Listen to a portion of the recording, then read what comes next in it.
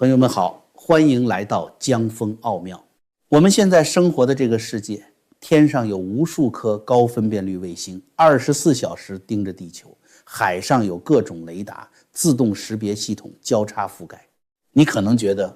连你在后院烤个肉，卫星都能看清你翻的是牛肉还是猪肉。但是如果我告诉你，此时此刻在全球的4大洋上，有超过1000艘超级巨轮正在众目睽睽之下集体隐身，这不是什么科幻电影里的平行宇宙，这是今天，也就是2026年正在发生的真实世界。这支被称为影子舰队的庞然大物，控制着全球将近1/5的原油运输，每年流动的资金高达上千亿美元。他们在暗夜里穿梭，支撑着被制裁国家的经济命脉，甚至在偷偷切断大洋海底的通讯电缆。今天我们就跟随一位名叫康斯坦丁的乌克兰年轻水手，登上这艘名为贝拉1号的幽灵巨轮，去看看那个被常规文明秩序彻底遗忘的灰色大洋深处，到底在上演着怎样惊心动魄的疯狂故事。2025年的夏天，对于来自乌克兰的年轻水手康斯坦丁来说，生活只有一个目标，那就是活下去，并且吃饱饭。战争已经让家乡的面貌全非，为了生计，他必须回到海上。在东欧那些海员常去的招募论坛上，康斯坦丁看到了一条薪水诱人的招聘启事。发布广告的是一家名为 Zolos 的摩尔多瓦船务营运公司。面试过程异常简单，没有繁琐的背景调查，也没有人关心他上一份工作是在哪里结束的。很快，康斯坦丁接到通知，他被分配到了一艘名为贝拉1号的超级游轮上工作。当接驳的小艇在波斯湾的深水区航行了许久，终于靠近贝拉1号时，康斯坦丁仰起头，倒吸了一口凉气。这艘巨轮实在是太庞大了，它的长度超过330公尺，差不多是3个标准足球场首尾相连那么长，高度足足有20公尺，像一堵钢铁城墙一样矗立在海面上。这种级别的超级游轮一次就能装载200万桶原油，因为吃水太深，体积太大，全世界只有少数几个深水港口能够让它停靠。康斯坦丁心里一阵激动，毕竟能登上这种巨无霸是很多水手职业生涯的梦想。可是当他顺着饮水梯爬上甲板，双脚真正踩上去的那一瞬间，他愣住了。他的脚下传来了一阵诡异的嘎吱嘎吱声，海风夹杂着高浓度的盐分，经过25年的日夜啃噬，已经把这艘巨兽的钢铁皮肤侵蚀得面目全非。康斯坦丁低头一看，甲板上铺着一层厚厚的，甚至开始分层的铁锈。他后来回忆说，那种感觉极不真实。明明是在炎热的中东热带海域，但走在甲板上，那种生锈的金属碎裂声就像是冬天踩在积雪上一样松脆。事实上，贝拉1号早就过了这种大型游轮建议的20年退役大限。它原本是一艘在佛罗里达某航运公司服役了20年的正规船，它本该在几年前就被拖到南亚的拆船厂大卸8块，变成废铁。但是在2020年之后，随着全球制裁的加剧，这艘老船迎来了它的第二春。在短短3年里，它像一个地下黑市的烫手山芋，在中国大陆、香港的各种皮包公司之间转手了5次，最后落入了一个土耳其巴拿马合资的神秘公司手里。船上的生活充满了一种难以名状的氛围。首先是工资，那家摩尔多瓦公司明确表示，为了方便，薪水可以选择用加密货币支付。这对于习惯了跨国银行汇款的水手们来说，是个非常新鲜且透着一丝危险气息的体验。其次是这艘船的大脑。按照航海界的规矩，船东或者营运公司会通过卫星电话或者正式的电传系统跟船长下达指令，但在贝拉1号上，指令的来源却是一个 Telegram 的匿名账号。每当贝拉1号在茫茫大海上需要改变航向，或者准备前往某个秘密坐标接头时，那个账号就会发来简短指令。而这个掌控着200万桶原油、价值上亿美元货物，甚至掌握着全船28名来自乌克兰、俄罗斯等地船员生死的最高统帅，他的头像竟然是一个色彩鲜艳的2次元动漫卡通女孩。康斯坦丁和他的工友们有时候在底舱抽烟时会开玩笑，猜测那个荧幕背后打字的人是怎样的家伙。但大家都心照不宣地明白一个事实，这艘船不干净。讲了这么多海上惊心动魄的故事，大家也能感觉到，无论是康斯坦丁这些水手，还是咱们在荧幕前追看真相的观众，其实最耗的就是精力和元气。在这种复杂的世界局势下，守护好自己和家人的健康才是咱们最大的底气。所以今天我要特别向大家推荐这款我自己也在用的普瑞堂黑参，它是严格遵循古法9蒸9晒炮制而成，不仅去除了人参的燥性，更极大地提升了稀有人参皂苷的含量。对于平时工作压力大、容易疲劳，或是想提升免疫力的朋友来说，真的是补气强身的极品。现在普瑞堂为了支持咱们节目的朋友，特别给出了大福利，大家只要点击影片下方描述栏或置顶评论里的连结，在下单时输入专属优惠码 JF， 就可以享受全球包邮。而且现在还有惊喜活动，只要单笔购满500美元，就直接赠送您一根珍贵的黑参，买的越多，送的越多。请大家在支持自己健康的同时，也点击连结支持江峰。好了，广告之后，咱们言归正传。只要在船上待得够久，水手们就会慢慢适应影子舰队的丛林法则。这些老旧的破船在技术上虽然残破不堪，但在隐蔽行踪方面却掌握着堪比黑魔法的手段。你要知道，现代船舶都有一个叫做 AIS 船舶自动识别系统的设备，这东西就像是飞机的应答机，会不断向周围的船只和天上的卫星广播自己的位置、航向和速度。这是为了防止2艘巨轮在夜里或者大雾中撞在一起的保命符。但是在影子舰队的世界里， AIS 系统成了他们最大的敌人。当船只靠近那些被严密监控的高风险海域时，第一招就是装死，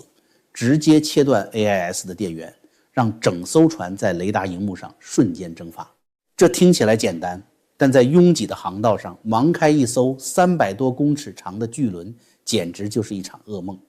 有船员回忆说，有一次在伊朗海岸附近，为了安全起见，岸上甚至会干扰 GPS 信号。我当时完全没有 GPS， 只能像1000年前的维京人一样，靠着星象和一台老旧的雷达，在黑暗中摸索着开船。说实话，开着这头几十万吨的巨兽在黑夜里狂奔，真的是在拿命赌博。如果说装死是最初级的物理防御，那么魔法欺骗就是影子舰队的高阶技能了。为了不让各国的海事监控机构起疑心，影子游轮上的技术人员发明了分身术。他们会用一堆复杂的电缆，把一台普通的笔记型电脑直接连接到 AIS 的发射盒上，通过输入几行代码，他们就可以随意篡改船只的坐标。这就导致了一个极其荒谬的现象。某一天，欧洲的海事监控荧幕上可能会看到贝拉1号正在几内亚湾的阳光下悠闲地航行，甚至还在海面上画着完美的圆圈。这被监测人员戏称为海上的麦田怪圈。但实际上，真实的贝拉1号此刻正顶着波斯湾的热浪，在秘密装载着被制裁的原油。当这些幽灵船抵达那些秘密码头时，气氛就变得无比压抑了。据船员们描述，伊朗的某些高保密级别石油码头给人的感觉完全不像是属于人类文明的产物。在那里，水手被严格禁止下船，他们只能站在嘎吱作响的甲板上，看着眼前这座庞大的工业废墟。毒辣的太阳把空气烤得扭曲，无数黑色的管道像巨蟒一样交错缠绕。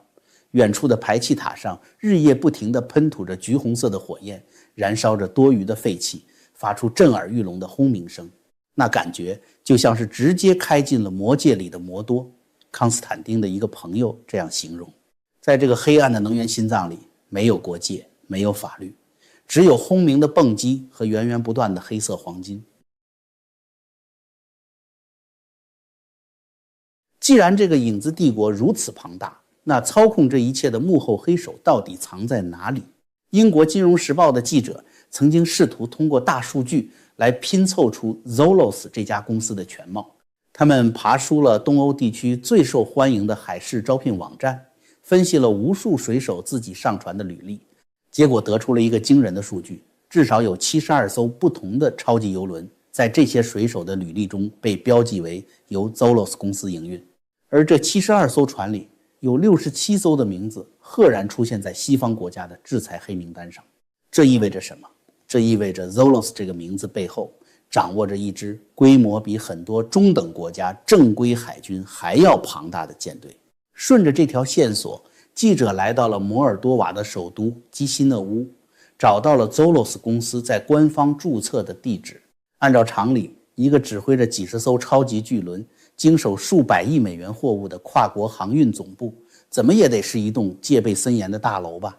然而当记者站在那个地址门前时，看到的只是一栋再普通不过的居民公寓楼，楼下没有穿着西装的保安，也没有航运公司的招牌。记者试图通过招聘广告上的电子邮件、WhatsApp 号码和那个挂着动漫头像的 Telegram 账号联系他们，结果全部石沉大海。但对于在船上卖命的水手来说，这家公司的虚无换来的是他们日常生活中实实在在的恐惧，因为这些老船的保养状态已经到了令人发指的地步。一位在2022年被招募上船的俄罗斯水手回忆，他刚上船就发现，不仅甲板生锈，连船舱里的生活设施都烂透了，木质的家具正在发霉腐烂，厕所甚至没有冲水功能，排泄物就这样堆积着。他说，我只忍了4天，到了港口我就直接逃跑了。更要命的是机械故障，在这些被榨干最后一滴血的老船上，出事是迟早的。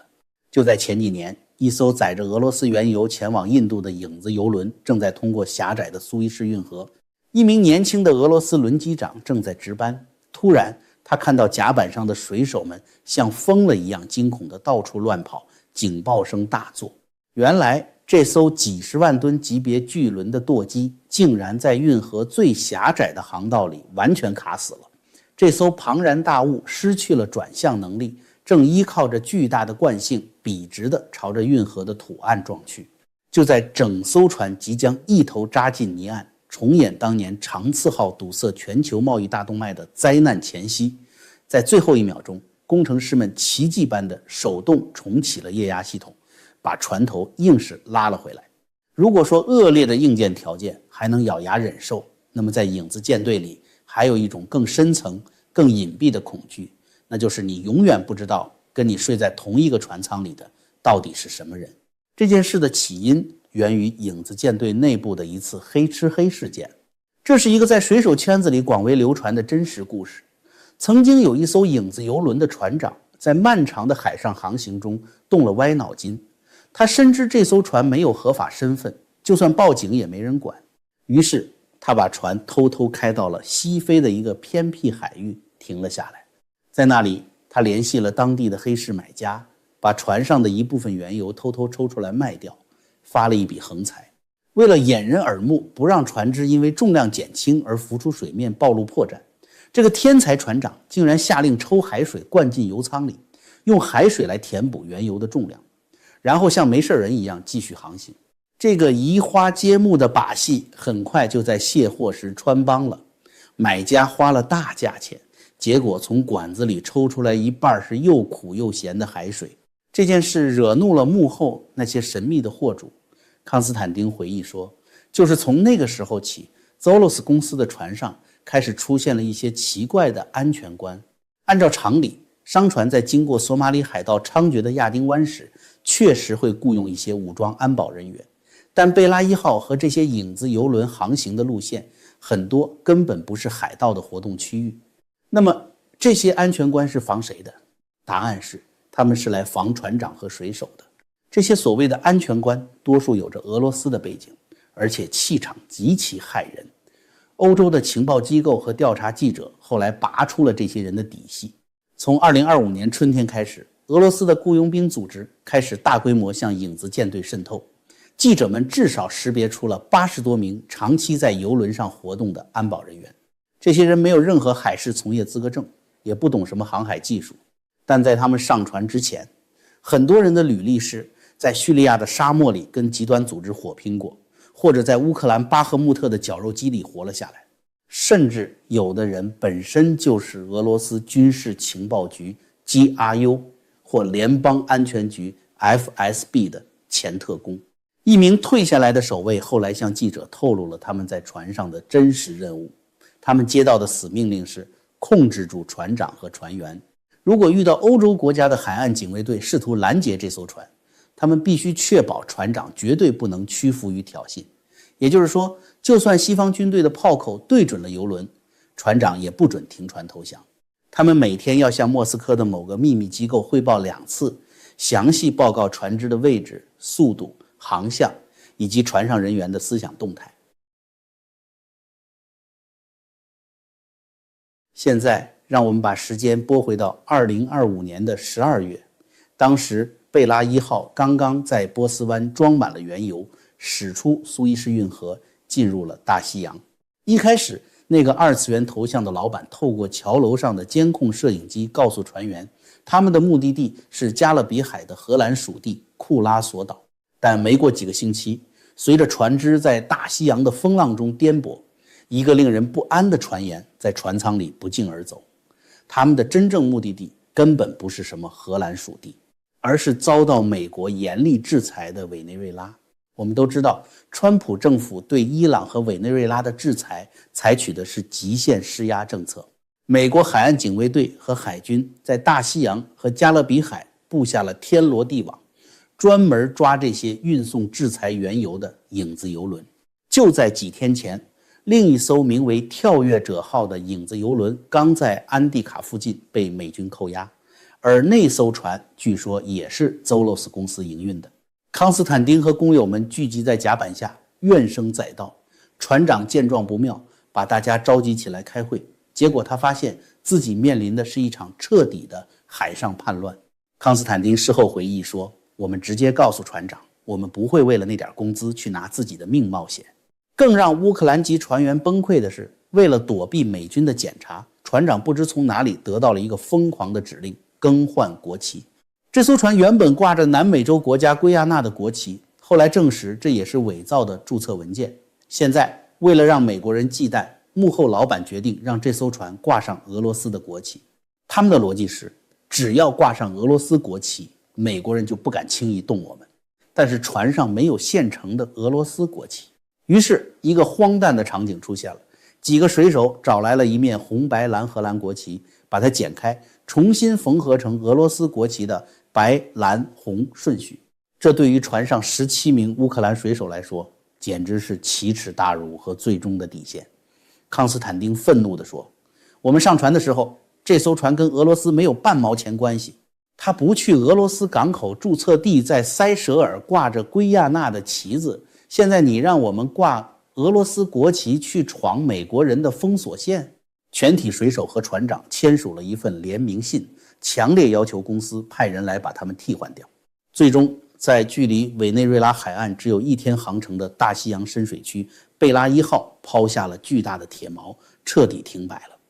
他们在这里无助地等待着命运的判决。12月21日的清晨，刺耳的警报声打破了船舱的宁静。大副在广播里疯狂地大喊，海盗袭击，海盗袭击！康斯坦丁从睡梦中惊醒，脑子一片空白。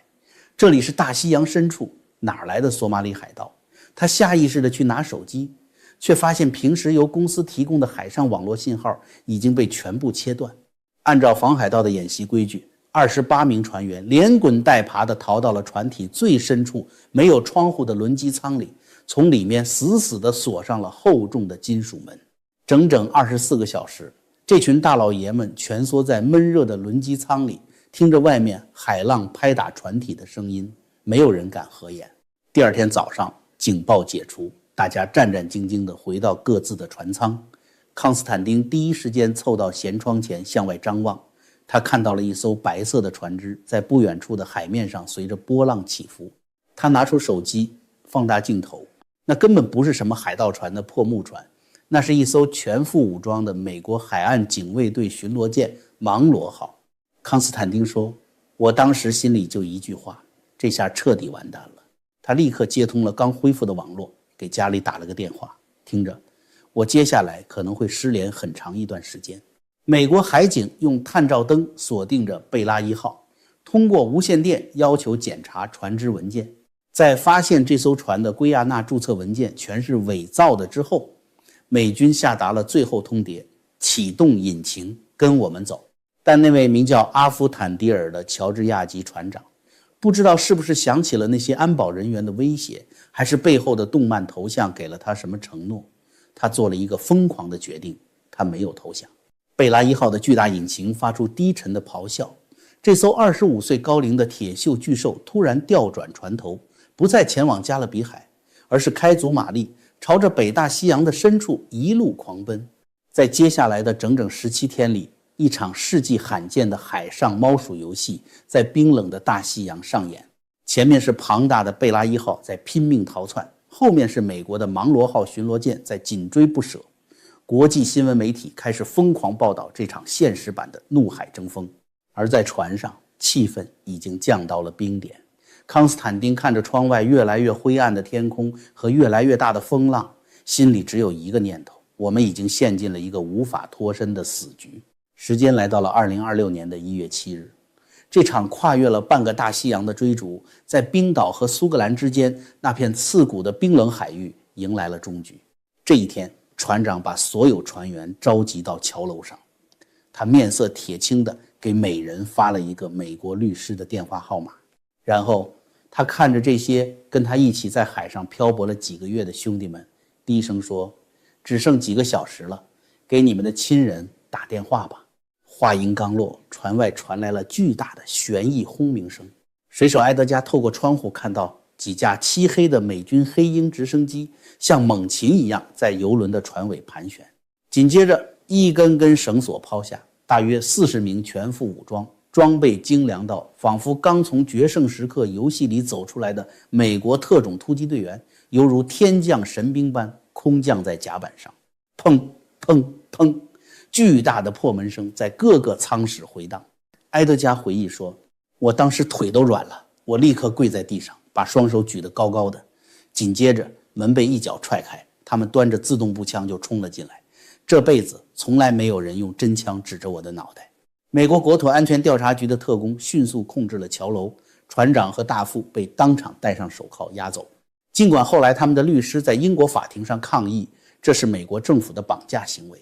但美国大使馆的回应极其强硬，这两人因违反美国法律已被合法逮捕。那么剩下的26名水手怎么样了呢？这可能是整个故事里最具有戏剧性也最荒诞的一段插曲。在接下来的19天里，这群水手被美军集中关押在船上的餐厅里，24小时由持枪的美军士兵看守。你可能以为这是一场惨无人道的战俘营体验，不，这完全变成了一场超现实主义的海上夏令营。因为船被扣押，大家不用再干那些危险的体力活了，水手们开始围在一起打扑克牌。而最神奇的是，船上的那位老厨师，尽管外面天翻地覆，他依然每天雷打不动地在厨房里忙碌，甚至因为不需要考虑公司的成本预算，他拿出了所有库存的好食材，给大伙做出了埃德加口中米其林星级的美味大餐。到了晚上，气氛更是融洽的不可思议，水手们架起投影仪开始看电影。为了照顾那些持枪站在旁边看守他们的美国大兵，这群东欧水手甚至贴心地调出了英文字幕。于是在北大西洋冰冷的风浪中，一艘装满了非法原油的走私船上，俄罗斯水手、乌克兰水手和美国特种部队一边吃着大餐，一边津津有味地看着好莱坞大片。埃德加甚至笑着回忆，有一次一个年轻的水手好奇心发作，跑去问看守的美国大兵：嘿哥们儿，我能试戴一下你手里那把枪吗？当然，大兵微笑着拒绝了他。直到1月26日，这群水手终于在苏格兰的阿伯丁港获准下船，结束了这场荒诞的旅程。随后他们分道扬镳，有几个人同意飞往美国向 FBI 提供证词，而大多数人选择了回家。对于这些乌克兰水手来说，这场经历的阴影还远未结束，他们回国后还要面临安全部门的审查，解释自己为什么会在一艘涉嫌为俄罗斯运油的船上工作。至于那艘不可一世的贝拉1号，在苏格兰海岸停泊了1个月后，被拖船缓慢地拖向了美国本土，等待他的将是司法没收。那位爱吹牛的乔治亚级船长目前正坐在波多黎各的美国联邦法庭上，面临着最高10年的监禁。没人知道那个动漫头像到底许诺了他多少钱，才让他敢于和美国的军舰飙车。而那家神秘的摩尔多瓦 Zolos 公司在当地商业登记册上已经显示为正在清算，但所有水手都知道这只是一个金蝉脱壳的把戏。水手瓦西里说，今天他们在这里，明天他们又会换一个名字出现在那里，永远不会有人真正知道他们是谁。康斯坦丁告诉记者，这辈子他再也不会踏上游轮的甲板了，哪怕去开散货船，去开货柜船，也绝不再碰这些灰色的幽灵。因为他意识到，在这个庞大的暗黑机器面前，普通人的生命连一颗生锈的螺丝钉都不如。好了，今天的故事就分享到这里，别忘了订阅、按赞，并把影片转发给你的朋友。我们下期节目不见不散。